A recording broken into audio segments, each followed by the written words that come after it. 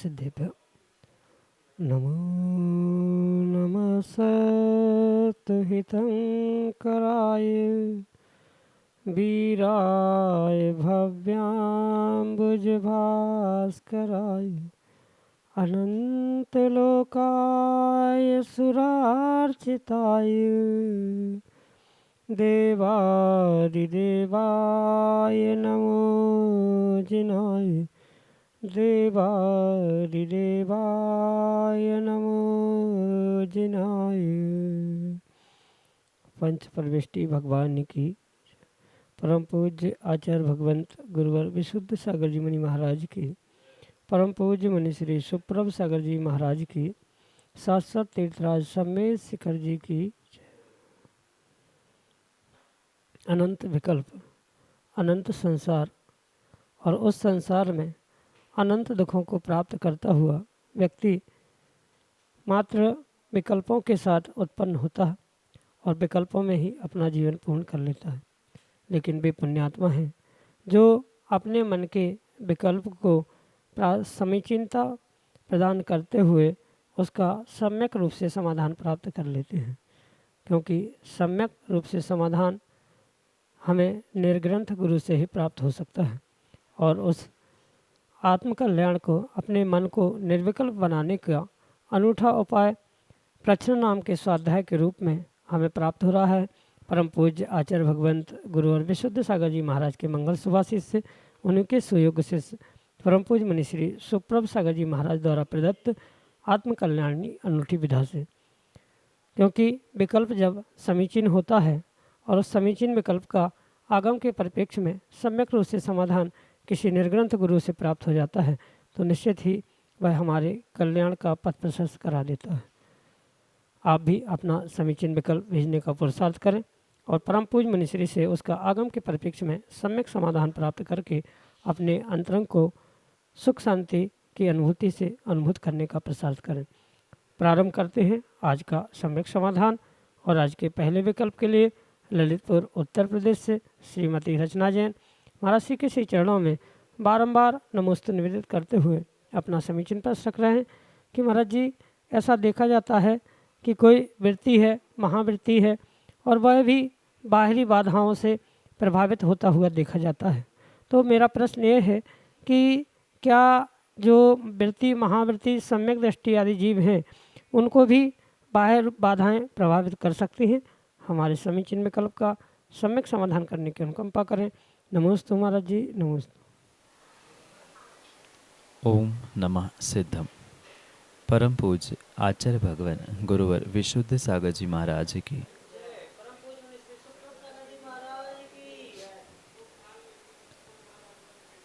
जिस जीव को सच्चे देवशास्त्र गुरु के प्रति श्रद्धान होता है और उस श्रद्धान के कारण जो अपने आप को सम्यक दृष्टि स्वीकार करता है, या जो वास्तव में सम्यक दृष्टि होता है, उस सम्यक दृष्टि जीव के साथ जो कार्य घटित होते हुए देखने में आता है, वह कार्य किसी दूसरे के द्वारा किया जाने वाला, जैसे मंत्र तंत्र विद्या आदि का प्रयोग क्यों न हो, ये परिपूर्ण रूप से वहाँ पूर्वोपार्जित कर्मों के निमित्त से ही प्रभावशाली हो सकता है या नहीं हो सकता। मंत्र तंत्र विद्या का किसी व्यक्ति पर प्रभाव होना ये सम्यक दर्शन पर डिपेंड नहीं करता, सम्यक दर्शन पर निर्भर नहीं करता, अपितु जीव के जो पुण्य पाप रूपी कर्मोदय है उस पर ये प्रभाव पड़ेगा नहीं पड़ेगा, कितने अंशों में पड़ेगा, कैसा पड़ेगा, ये सब कुछ तय होता है।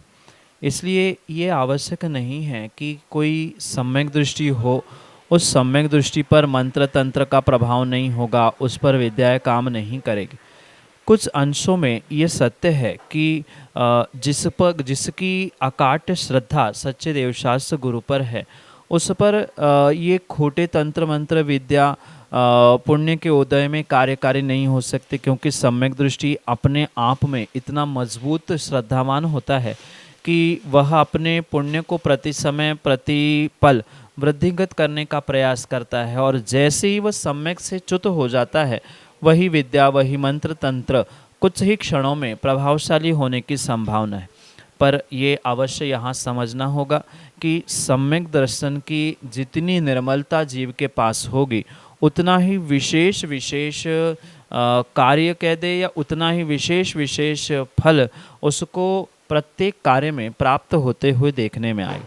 ये मंत्र तंत्र विद्या आदि सब कुछ कार्यकारी होते हैं, और मंत्र तंत्र विद्या का प्रयोग स्वयं के हित के कारण या किसी धर्म प्रभावना के कारण कोई सम्यक दृष्टि जीव सच्चा श्रद्धान करते हुए करता है। कोई भी व्यक्तिगत प्रलोभन या कोई भोग सामग्री के प्रलोभन के निमित्त को साथ ना लिए हुए अगर ऐसा वो पुरुषार्थ करता है, मतलब स्वयं मंत्र तंत्र विद्या का पुरुषार्थ करता है, तो वो अपने लिए मतलब स्वयं के लिए एक श्रेष्ठतम साधन प्राप्त करते हुए जीवन में बहुत बड़ा बदलाव अवश्य ही प्राप्त कर सकता है, ग्रहण कर सकता है। इसलिए ये निर्णय करें कि सम्यक दृष्टि जीव दूसरों के खोटे या बुरे मंत्र तंत्र विद्या आदि का प्रभाव अपने ऊपर डालना चाहे नहीं डालना चाहे, उसका कैसे प्रकार से वह प्रतिकार करे, ये सब कुछ उसके श्रद्धान, उसके पुण्य पाप पर निर्भर करता है। और स्वयं की पुण्य वृद्धि के लिए, कर्म निर्जरा के लिए वह मंत्र तंत्र विद्या आदि का सकारात्मक मतलब अच्छे तरीके से प्रयोग करते हुए कर्मों की निर्जरा भी कर सकता है। अपने सम्यक में, अपने धर्म प्रभावना में भी बहुत बहुत हद तक एक उत्कृष्ट ऊंचाइयों को प्राप्त कर सकता है। यही आपके लिए सम्यक समाधान। महेंद्र कुमार जैन, इंदौर, मध्य प्रदेश से महाराज जी के चरणों में सपरिवार कोटि कोटि नमस्ते निवेदित करते हुए अपना प्रश्न रख रहे हैं कि महाराज जी, गृहस्थावस्था की अनेक उलझनों के चलते हम अपने परिणामों को प्रशस्त कैसे रखें? हमारे समीचीन विकल्प का सम्यक समाधान करते हुए हमारा मार्गदर्शन करने की अनुकंपा करें। नमोस्तु महाराज जी, नमोस्तु। गृहस्थियों की और श्रावकों की वास्तव में ये सबसे बड़ी साधना है कि परिवारजनों के साथ गृहस्थी में रहते हुए भी अपने परिणामों को निर्मल बनाने का पुरुषार्थ करें। ये तो मैं अवश्य जानता हूँ, मानता हूँ और कई बार कहता भी हूँ कि वास्तव में घर गृहस्थी में रहना और सबसे हिलमिल कर रहते हुए भी अपने आप को पहचानना, अपने परिणामों को संभाल कर रखना, ये श्रावकों की बहुत बड़ी साधना, बहुत बड़ा पुरुषार्थ हुआ करता है। क्योंकि सब कुछ व्यवस्थित होने पर, मतलब सब कुछ अच्छा होने पर अपने परिणामों को अच्छा कर लेना, परिस्थितियाँ ठीक होने पर अपने आप को संभाल लेना, भावों को परिणामों को निर्मल करना, ये कठिन नहीं है। पर आए दिन जो नई नई चुनौतियाँ, नई नई समस्याएं सामने आने पर भी अपने परिणामों को बिगड़ने नहीं देना, अपने आप को संभाल कर रखना, ये एक बहुत बड़ा पुरुषार्थ जीव के माध्यम से करने की गृहस्थ अवस्था में आवश्यकता होती, जिसके कई सारे मायने या कई सारे पहलू, कई सारे मकाम वहाँ पर हो सकते हैं कि व्यक्ति किस प्रकार से अपने परिणामों को निर्मल करे। ये भी मैं बात अवश्य कहना चाहता हूँ कि 100% मन के निर्विकल्पता को जीव प्राप्त करे या बिल्कुल ही परिणामों की निर्मलता अखंड रूप से चलती रहे, ये भी संभव नहीं हो सकता। क्योंकि गृहस्थी है, संसार है, परिवार है, कहीं न कहीं निमित्त मिलने पर ऊपर नीचे होना, परिणामों का, भावों का बिगड़ना, ये भी देखने में आता है। पर परिणाम भाव बिगड़ने पर पुनः उसे व्यवस्थित करने का, उन्हें पुनः पुनः निर्मल करने का पुरुषार्थ जीव को करना होगा।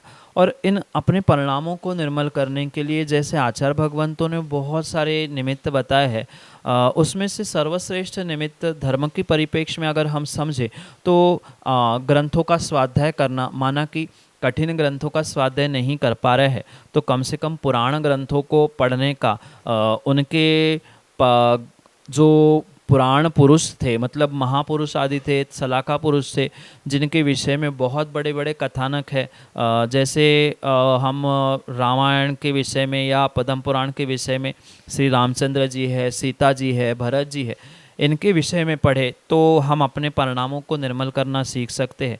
क्योंकि दूसरों ने क्या किया, कैसे विषमता के दिन आए, फिर भी उन्होंने अपने आप को कैसे संभाला, ये सुनने से, ये पढ़ने से ही हम अपने परिणामों को विशेष रूप से निर्मल कर सकते। जैसे सती सीता है, अंजना है, इन्होंने इतने विपरीतता को प्राप्त करने के बाद भी कितना धैर्य रखा, ये हम उनके कथानकों से समझ सकते हैं।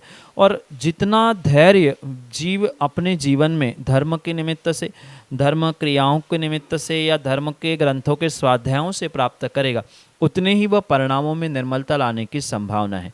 ये विपरीतता के दिनों में अवश्य समझे कि जैसे सीता अंजना के जीवों ने इतनी विषमता, इतनी विपरीतता प्राप्त करने के बाद भी अपने आप को संभालने का प्रयास किया था, तो हमारे ऊपर तो उतने उपसर्ग परिचय है या कष्ट के दिन आ ही नहीं रहे हैं, तो हमें कितना संभल कर रहना चाहिए। ये पुनः पुनः अपने मन को संभालने से, समझाने से ही कुछ अंशों में हम अपने आप को निर्मल कर सकते हैं, अपनी परिणति को ठीक कर सकते हैं। इस पुरुषार्थ से, मतलब स्वाध्याय से, हम परिणामों को निर्मल कर सकते हैं। साथ में हम ये भी ध्यान रखें कि कर्मोदय जो वर्तमान में है, उसमें अगर हम अपने आप को नहीं संभाल पाएंगे तो आने वाले समय में हमें और भी दुख, और भी कष्ट होने की संभावना है। इसलिए अपने आप को बहुत विवेकपूर्वक शांत करने की, अपने मन को, अपने संकल्प विकल्पों को बहुत शांत करने का पुरुषार्थ करना होगा। और वह मात्र और मात्र आप बुद्धिपूर्वक स्वयं से ही कर सकते हैं, अन्य किसी के कहने से, अन्य किसी बाहर के उपचारों से नहीं।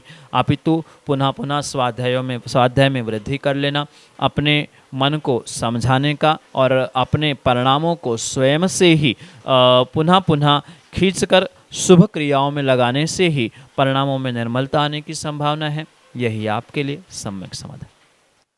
शिवांगी जैन, टीकमगढ़, मध्य प्रदेश से महाराज जी के चरणों में बारंबार नमोस्तु करते हुए अपना समीचीन प्रश्न रखना है कि महाराज जी, वर्तमान युग तकनीकी का युग है और इस तकनीकी साधनों का उपयोग करते हुए व्यक्ति उन्हीं पर आश्रित हो गया है।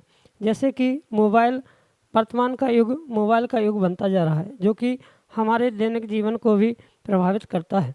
इसके दुष्परिणाम भी देखे जा रहे हैं। तो ऐसी स्थिति में हम आने वाली पीढ़ी को इससे दूर कैसे रखें? हमारे समीचीन विकल्प का सम्यक समाधान करने की अनुकंपा करें। नमोस्तु महाराज जी, नमोस्तु। आज की युवा पीढ़ी और बच्चों के साथ जो मोबाइल का कनेक्शन है, मोबाइल की जो अटैचमेंट है, वह वास्तव में एक बहुत बड़ी समस्या वर्तमान में बनते हुए और बढ़ते हुए, उभरते हुए दिख रही। पर इस समस्या से बचने के लिए मात्र युवा पीढ़ी और बच्चों को ही समझाने की, समझने की आवश्यकता नहीं है।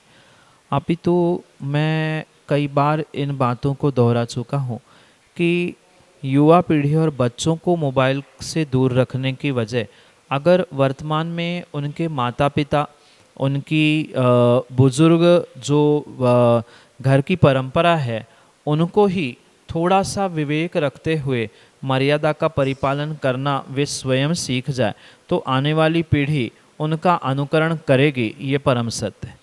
पर समस्या वर्तमान में ये है कि जब माता पिता, दादा दादी ही घंटों मोबाइल में समय व्यतीत कर रहे हैं, कुछ नहीं मिला कि मोबाइल में, यूट्यूब में या इधर उधर रील सर्च करना, वे ही घंटों घंटों रात में 12-12, 2-2 बजे तक जब घर के बुजुर्ग ही लोग ऐसा कार्य करते हुए उन युवा पीढ़ी और बच्चों को देखते हैं, तो वे बच्चे भी स्वयं उनकी ही दुहाई देते हुए कहते हैं कि जब दादा दादी कर रहे हैं, मम्मी पापा कर रहे हैं, तो हमें क्यों टोका जाता है, हमें क्यों मना किया जाता है।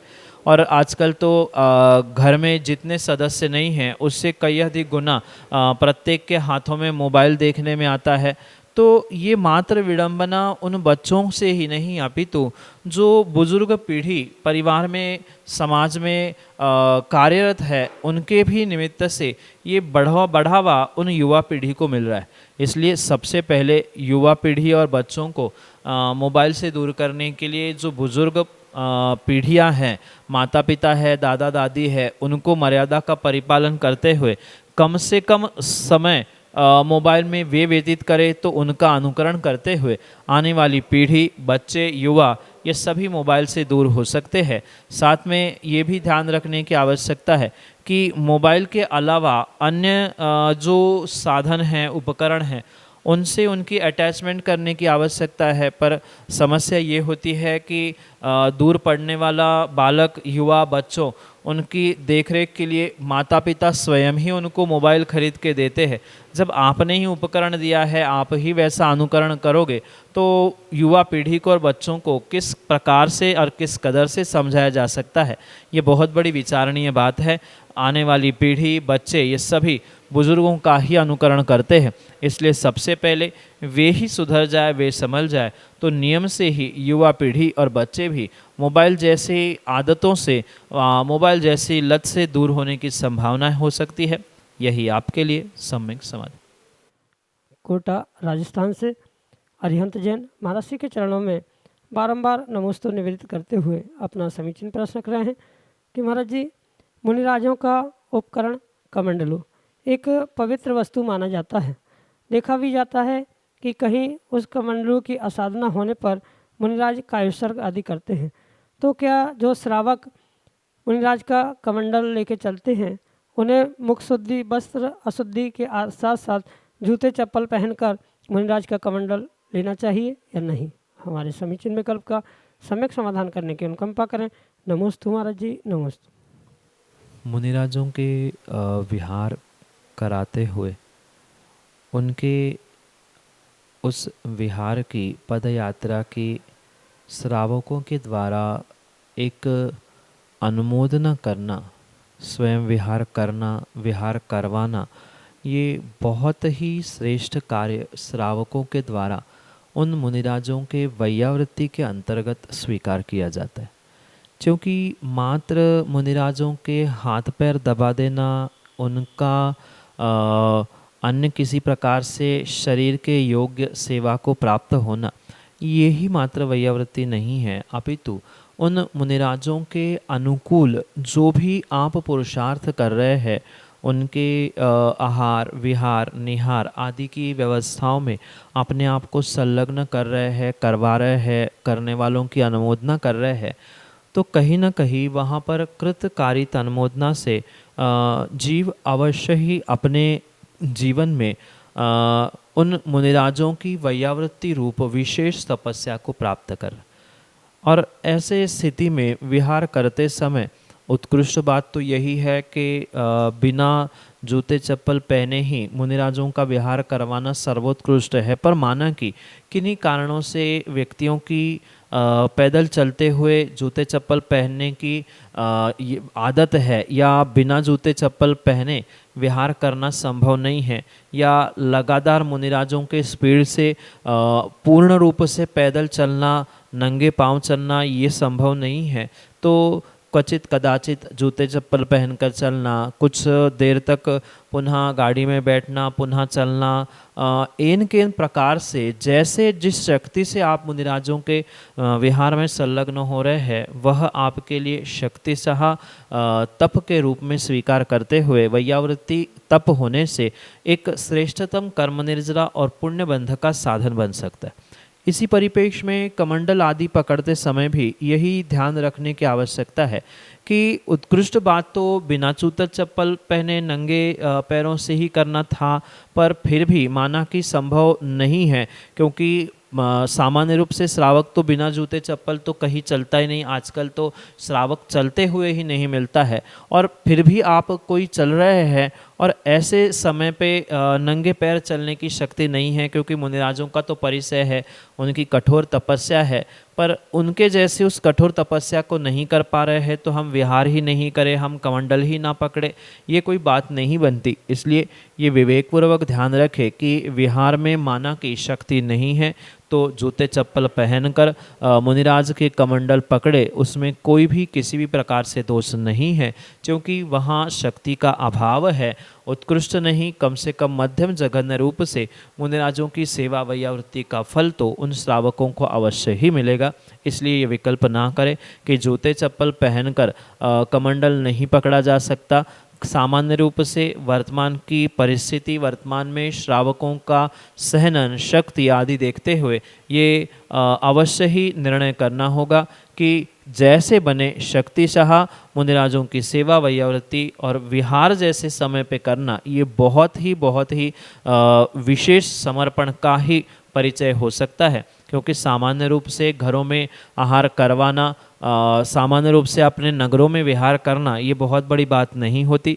वही विहार, आहार और अन्य व्यवस्थाएं जब साक्षात मुनिराजों का विहार होता है, ऐसे परिस्थितियों में जब उनकी अनुमोदना की जा रही है, उनकी सेवा वैयावृत्ति की जा रही है, कमंडल लेकर उनके साथ पैदल पैदल चला जा रहा है, तो ये विशेष कर्म निर्जरा का साधन होता है। इसलिए जूते चप्पल पहनकर क्वचित कदाचित कमंडल भी पकड़ लिया है तो ये अपवाद मार्ग की अपेक्षा से स्वीकार है, जो कि आपके लिए सम्यक समाधान से।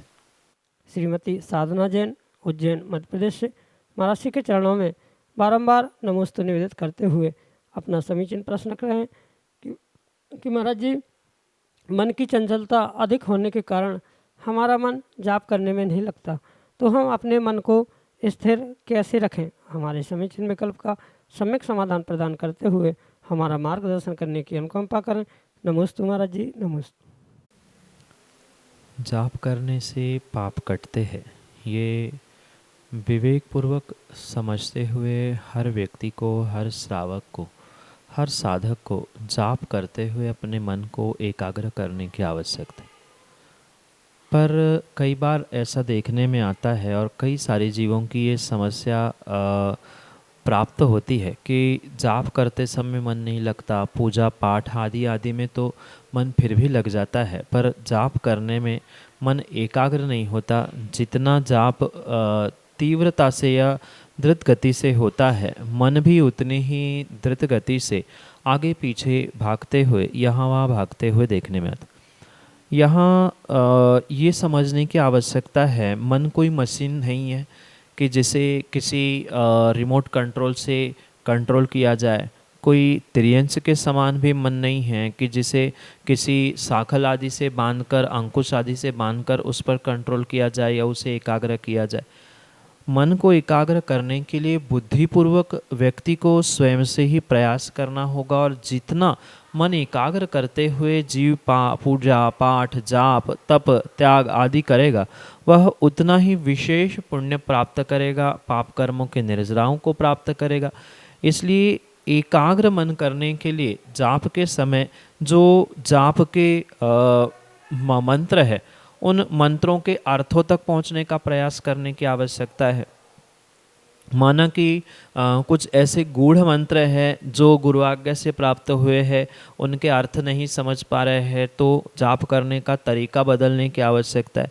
क्योंकि मन तभी चंचल होता है जब आपके शरीर, आपके वचन जितने अधिक चंचल होंगे, उतना मन भी चंचल होता हुआ देखने में आता है। इसलिए सबसे पहले प्रयास करें कि जो मुख खोलते हुए जोर जोर से मंत्रों का उच्चारण जाप के माध्यम से किया जा रहा है, मौन लेके या मुंह बंद करते हुए, जिह्वा ना हिलाते हुए जाप करने का प्रयास किया जाए, उसके अर्थों तक पहुंचने का प्रयास किया जाए। आँख भी आधी बंद करते हुए, कौन आ रहा है कौन जा रहा है उसे ना देखते हुए, प्रभु के सामने बैठे हैं या प्रभु के फोटो तस्वीर चित्र के आगे बैठे हैं, गुरु के पास बैठे, तो उनको निहारते हुए, उनके रूप को, उनके छवि को निहारते हुए मंत्रों का जाप किया जाए।